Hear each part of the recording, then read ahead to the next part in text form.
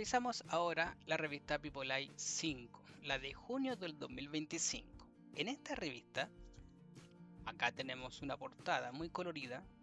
No quisimos ocupar inteligencia artificial porque no encontraba un tema que pudiera abordarse dentro de esta portada, entonces fue muy difícil armar esta portada. Pero finalmente la armé con una de las fotografías que está dentro de una entrevista. Entonces acá tratamos de hacer que los colores del texto se vincularan con los colores de la imagen y estuvieran enmarcadas con el ojo de esta persona. Entonces ahí ustedes pueden ver que están enmarcados. No resultó tal vez tan bien, tan bonito como la anterior, por ejemplo, pero tratamos de hacer innovación. Nuevamente acá tenemos un índice un poco más limpio, también trabajando con las cursivas. Ingresamos un logo que pretendemos que sea el logo que nos va a acompañar durante todo lo que queda del año 2025. Y acá tenemos la editorial. Explico qué hay en la editorial, que hay en esta editorial, explico lo que hay en la revista, lo que va a traer, y también la revista, bueno, incluye también la imagen de A People Eye. ¿Qué es A People Eye? El saludo, el hola, en el lenguaje divino de la película El Quinto Elemento, perdón. Y acá tenemos el logo. El logo lo hice, le pedí a la inteligencia artificial que hiciera un logo, y dentro de los logos que hizo, que no repitieran patrones que ya existen en internet. Este es como el más cercano a algo original de los logos. Cuando lo veo a veces me acuerdo del logo de los Cuatro Fantásticos, pero el A y el 4 se parecen. Tenemos acá la publicidad, esta vez más adelante, porque la revista anterior la pusimos casi al final. Esta vez la pusimos adelante, a la Asociación de Literatura de Ciencia Ficción y Fantástica Chilena, ALCIF. Y comenzamos de inmediato con los artículos pesados. ¿Por qué artículos pesados? Porque son artículos largos. Entonces, como son artículos largos, la gente tiene energía para leerlos. Cuando uno pone estos artículos al final, la gente no tiene la energía para leerlos porque ya leyó casi toda la revista. Entonces llega artículos pesados al final y no los lee. Entonces los pusimos de inmediato adelante. En este caso hice la historia, o una breve historia, de la editorial Puerto de Escape, la parte número 1. ¿Por qué me centré en editorial Puerto de Escape? Porque este año cumple sus 20 años, casi cumple los 20 años, creo que la diferencia 25-26, pero del año 2025-2026, pero ya está en sus 20 años y no hay ninguna otra editorial que haya durado tanto.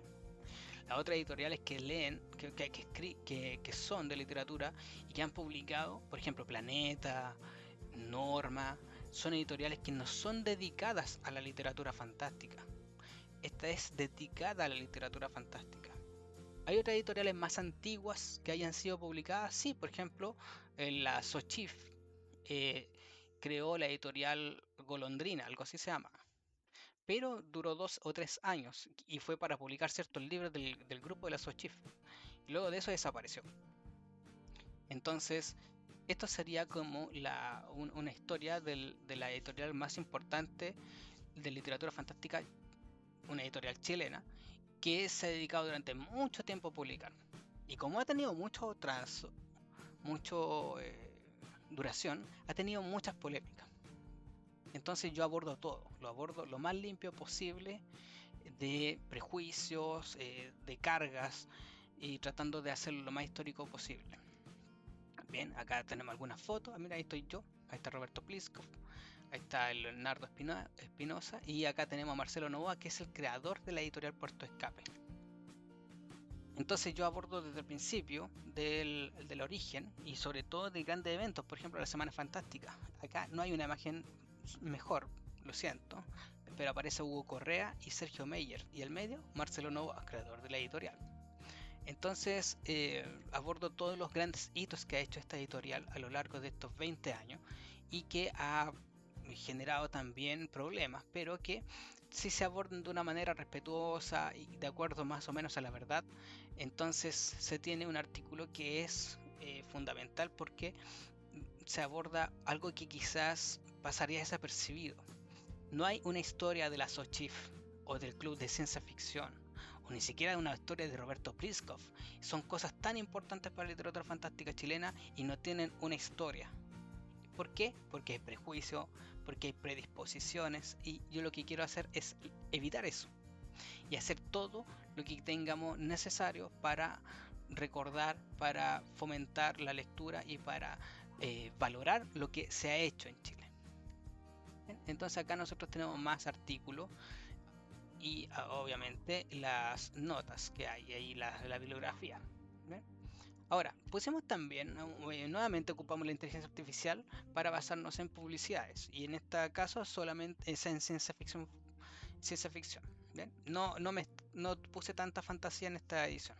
Y acá tenemos, por ejemplo, un robot que se está comunicando, una inteligencia artificial que se está comunicando con una bacteria, le está pidiendo que no se multiplique, y la bacteria le dice que no, y el robot le insiste. Entonces la publicidad aborda que hay empresas que te ofrecen a ti acabar con tus virus, con los virus o con las bacterias que tengan en tu cuerpo a través de la comunicación por inteligencia artificial, y no siempre son efectivas. Entonces esta empresa ofrece real efectividad. Son cosas que son de ciencia ficción, la inteligencia artificial comunicándose con otros seres vivos. Bueno, entrevista a Sol Arriagada. Sol Arriagada es una autora que también está avanzando bastante, pero ha estado, en mi parecer, no está dentro de los grupos indicados.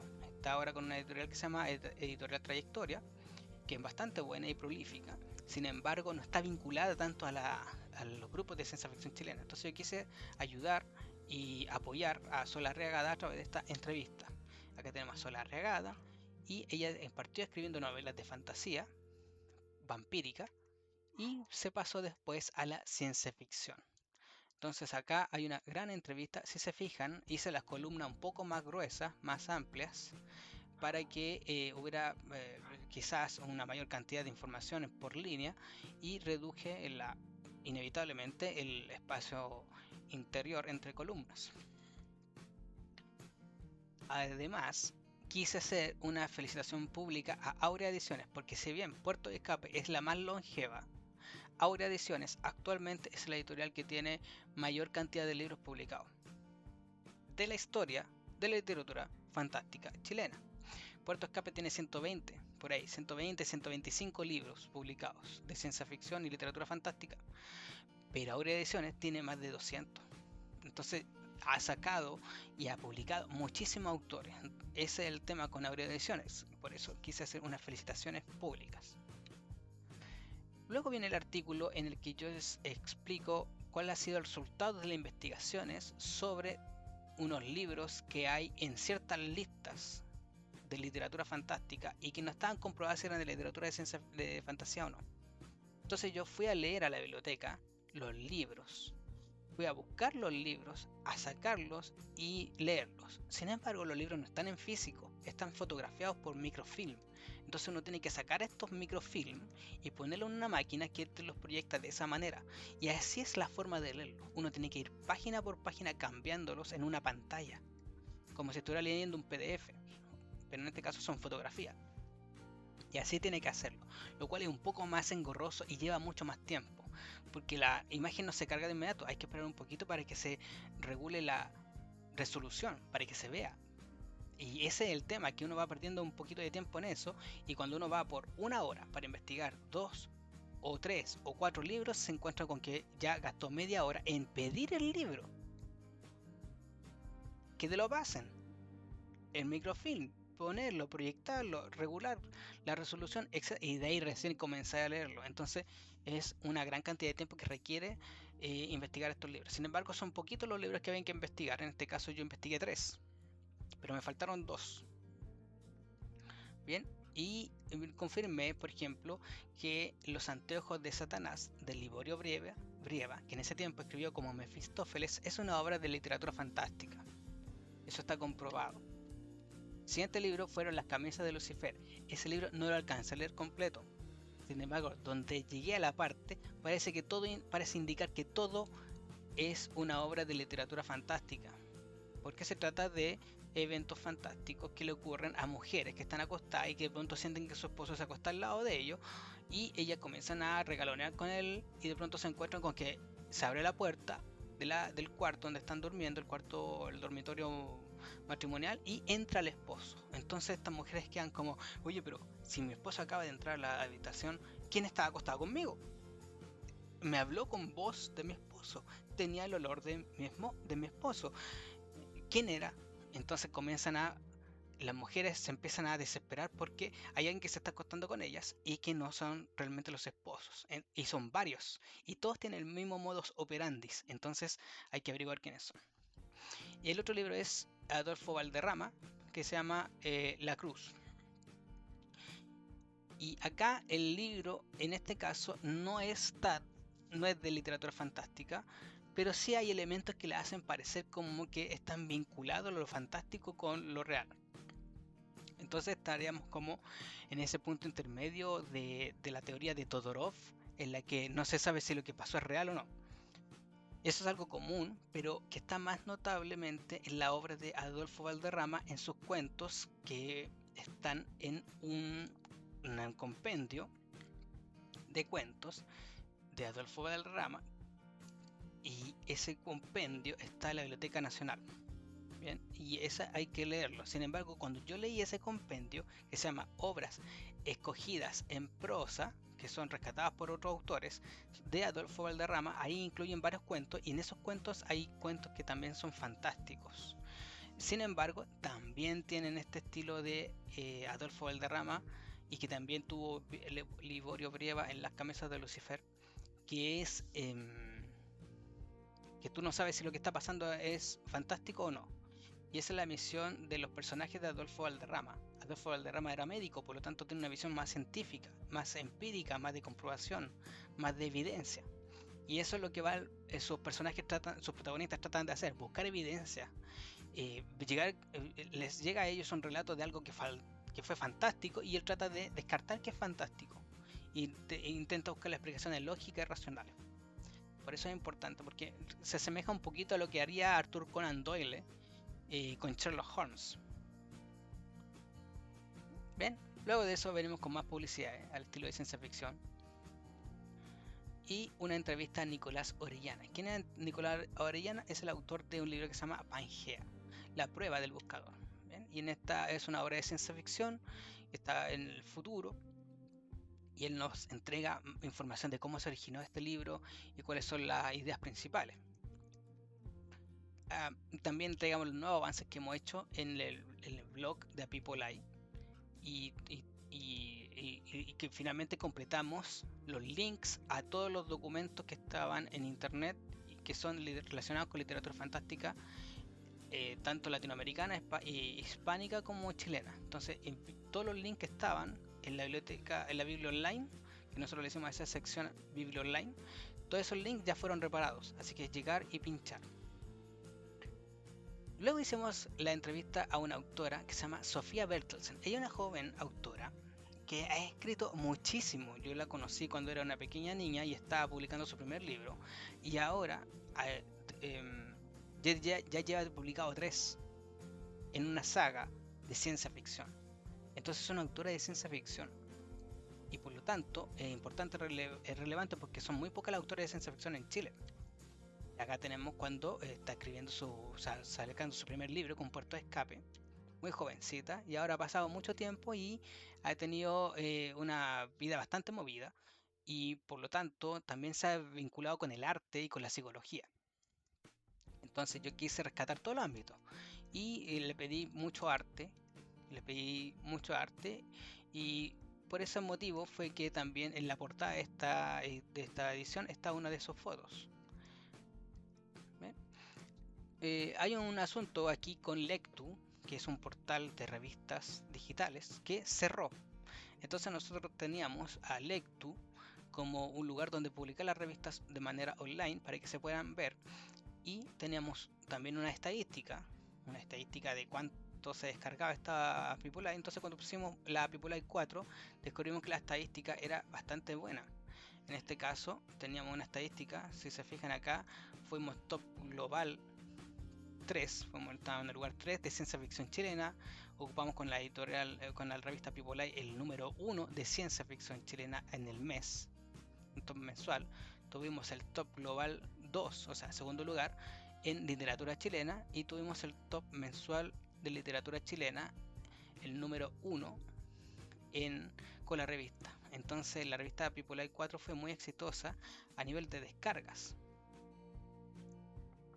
Sin embargo, Lectu cerró, y por lo tanto ahora vamos a tratar de buscar un lugar donde comenzar a llevar las revistas de nuevo para que se puedan ver, porque a mí lo que me interesa es la estadística que hay detrás. Se entrevistó también al autor Daniel Maturana, que es autor de la obra Cronospectro. Esta es una obra publicada por Siete.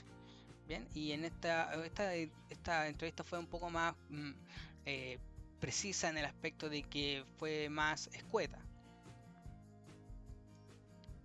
Más publicidad, cuando uno va a transformarse en un ser digital, cuando va a cambiar toda su física biológica por física digital, entonces se vuelve parte de un lugar en el cual, un servidor en el cual va a estar está establecida esta identidad, y qué mejor que tenga un estilo esta identidad, este servidor, y este servidor, el servidor donde va a estar ocupando espacio tu forma de ser, que va a estar digitalizado de acuerdo a un estilo. Y en este caso yo me puse la situación de qué pasaría si un planeta viniera a chocar con la Tierra o viniera a distorsionar todo el ambiente biológico de la superficie de la Tierra y tuviéramos que escondernos en servidores bajo tierra. Mejor hagámoslos con estilo y pongamos servidores bacán. Y ahí están. Bien, entonces también hay otro artículo sobre la presencia chilena en Axon, que es un portal de internet argentino en el cual uno manda relatos y a veces los publican. Y entonces yo quise hacer la lista de los autores chilenos que han sido publicados en Axon desde que salió al mundo digital la revista, porque antes se publicaba en formato de CD o papel, creo, pero no hay registros de eso. Solamente hay registros del punto de vista en cuando se publican por primera vez de forma digital la revista o la colección de cuentos. Entonces yo abarqué desde ese punto, que es como del 2008 en adelante, o del número 78, 86, el 86 ahí dice, todos los autores chilenos que han publicado en Axon. Axon es una referencia absoluta. Es una referencia absoluta de ciencia ficción y que es necesario siempre visitar, porque hay muy buenas obras de ahí. Entonces acá está la lista de los autores que han publicado en Axon. ¿Bien? También había una estadística de quién eran los que habían publicado más. Bueno, entonces acá está la lista de los que publicaron. Como pueden verse, son muy pocos los seleccionados. No son más de, a ver cuántos son. 30 contribuciones. Entonces esa ha sido como la mayor cantidad que hemos tenido de colaboraciones en Axon. Ahora hay que ver si Axon sigue, porque Eduardo Carletti, creo que era el nombre, es el que guía Axon. Ya estaba, hace 2 o 3 años estaba diciendo que Axon se iba a acabar porque ya no sentía que tenía las fuerzas para continuar con Axon. Entonces estaba buscando gente que lo ayudara o que simplemente se cerrara el portal. Nuevamente publicidad de ciencia ficción. Ya en un futuro va a tener la capacidad de predecir terremotos, y qué mejor que hacer un evento, lucrar con estas catástrofes y organizar eventos. Entonces hagamos una carrera durante el terremoto, o pongamos un edificio, en lo alto de un edificio, para vivir como un terremoto en lo alto del edificio con medidas controladas, o hagamos una fiesta mientras el terremoto ocurre. Entonces ahí está esta empresa que te va a ofrecer a ti todo un apoyo para que puedas experimentar un terremoto de una forma segura. Acá lo que hice también fue llevar a cabo la recopilación de las obras que se conocen que son de literatura fantástica del siglo XIX. Entonces ahí yo doy crédito a todos los que comenzaron con esta recopilación: Roberto Pliskov, Remy Maure, Moisés Hasson, Omar Vega, Marcelo Novoa, y también yo, que he sacado 2 o 3 más, he agregado, he contribuido a la lista. Entonces aquí yo les doy más o menos un resumen junto con el autor y la fecha de publicación de lo que son estas obras del siglo XIX. Finalmente, Fabiola Castillo, quien también había colaborado en la editorial, en la edición anterior de People Life con un cuento, con un capítulo de una obra, ahora nos colabora con el capítulo de otra obra. Se llama Criptozoólogos. Entonces, para que lo puedan visitar también. Y eso es principalmente todo lo que ha salido en esta edición de la revista Apipolai número 5. Espero que estén muy bien. Adiós.